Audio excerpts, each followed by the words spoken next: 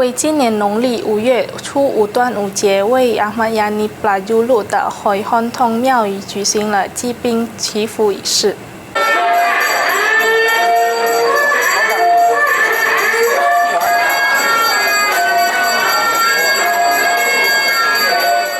位于吉冈阿玛亚尼布拉尤鲁的回汉通庙今日举行了传统祭兵祈福仪式，作为端午节的重要纪念活动之一。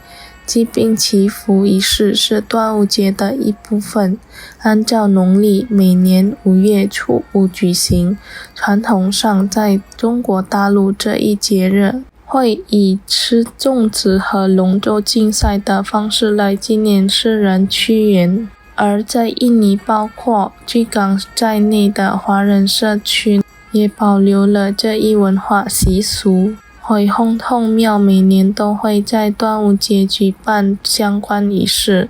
马德西达贡的区负责人詹拉胡辛表示，吃粽子已成为华人社会普遍的传统，不仅仅是品尝美食，更是一种对古代文人屈原的纪念与文化的传承。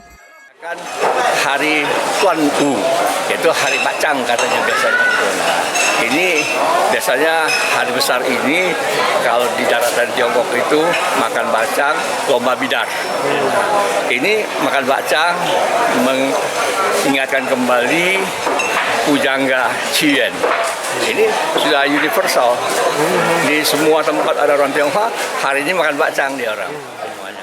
在吉冈的回汉通庙，我们始终坚持在端午节期间举办祭兵祈福活动，传承华人文化精神。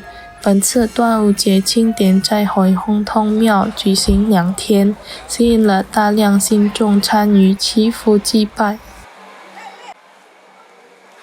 Tim Liputan PAL TV